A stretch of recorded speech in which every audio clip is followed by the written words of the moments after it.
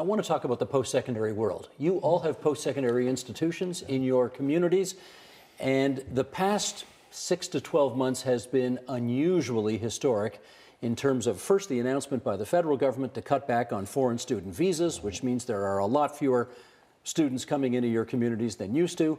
And in addition, you could add to that the fact that the provincial government has not heeded the advice of its own blue ribbon panel and is still doing some things to universities in terms of funding that those universities and colleges, are not happy about.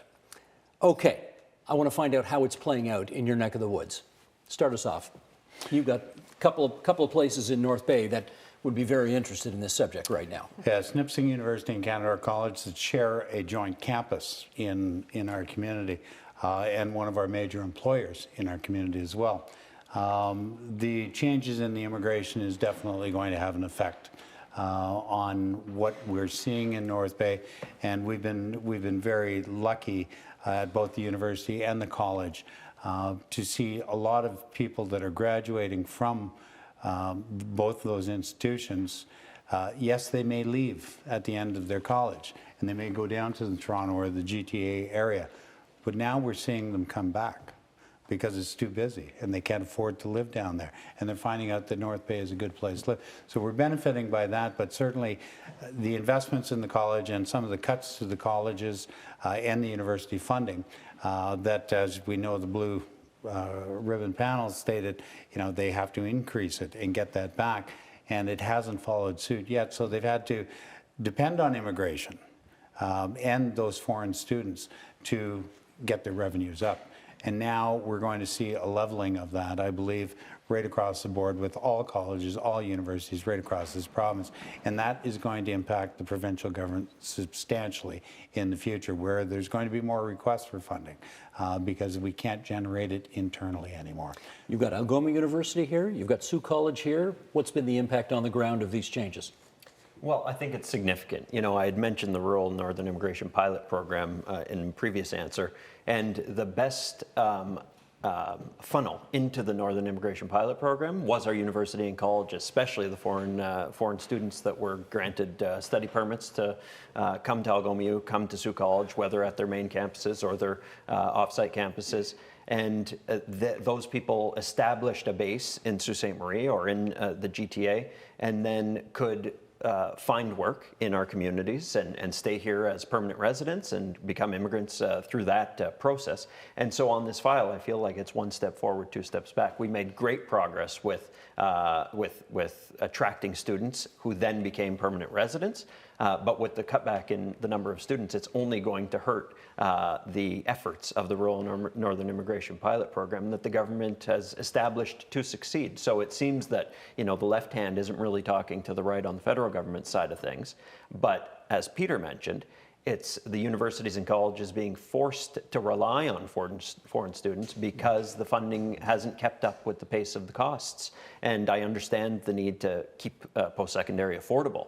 But if there is going to be some balancing of that, there needs to be an increase in funding from the provincial government that might have to come from the general revenues. Who are you madder at? Feds or the province? Well, I think if you asked our university and college presidents, they would say that the changes in the federal government's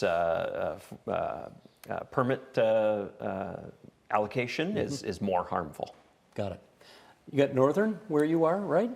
Northern College. Northern College and what? Oh, I guess we've got satellite campuses for Collège-Boréal, Université Hearst, and Algoma University actually offers programming in Timmins. So what's the impact where you are? Post-secondary institutions offering programming, and of course there was a positive impact when we saw an influx of international recruitment and international students coming to Timmins with an aging population. We need to be replacing that, that population base of working age population, and so it was definitely positive for our local economy to see newcomers coming in, first for post-secondary, but then of course filling jobs that are much needed. I think in terms of the revenues, in terms of the funding, it'll be difficult, but everyone will survive. It just means that... Is that for sure? Because I keep hearing from the post-secondary sector, institutions are going to close, courses are going to shut down, instructors and professors are going to lose their jobs. So in the near future, it means that planning has to change. And so plans for projects, expansion projects, growth projects are going to have to be put on hold. And it's unfortunate because that's really what could help us leap forward in terms of a region, in terms of meeting the needs of local industries. We know that technologies and practices change in industry so quickly, and we need to be keeping up with that. And so asking our post-secondary institutions to hold back on the innovating because of these funding issues is unfortunate. And I think that's where the greatest impact is going to be felt, is that putting the hold on plans. You got Laurentian, you got Collège Boréal, Université de Sudbury, Thornlow College. Am I forgetting one? Yes, Cambrian. Cambrian, And the yes. Northern Ontario School of Medicine. And NOSM as well, Yes, of NOSM, course. that's right. Yeah. All right. What's the impact where you are? We're going to certainly feel the impact, but we're a bit different in the sense that Laurentian University, most of their international students were master's students, and they're not affected. Anybody in PhD at the master's level is not being affected. Collège Boréal, because it's a francophone college, they're not affected either. So Cambrian is one that's going to bear the brunt of it. And certainly they had already prepared for kind of reducing that, their focus on international students. And so I know that they have a plan to be addressing that gap that will be coming forth. But so again, it's an issue, and as Michelle said, we have a lot more international students coming to Sudbury. It's been great. It's really helped the local economy.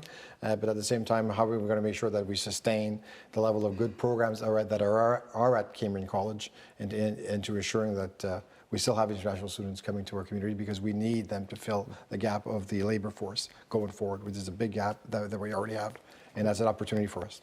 This is an example, Steve, I think, of where a policy is implemented across the board and has a more detrimental effect on Northern Ontario when it's trying to cure a problem that exists more acutely in Southern Ontario. So I think this is widely recognized as something that was implemented to reduce housing shortages in Southern Ontario.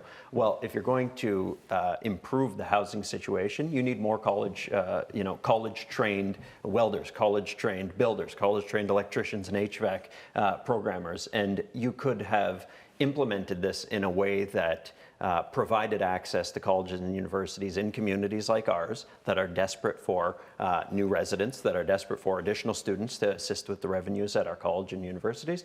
And you could have done that more strategically, as opposed to applying one rule across the province that has a disproportionate effect on northern communities than it would on Southern Ontario. The Agenda with Steve Paikin is made possible through generous philanthropic contributions from viewers like you. Thank you for supporting TVO's journalism.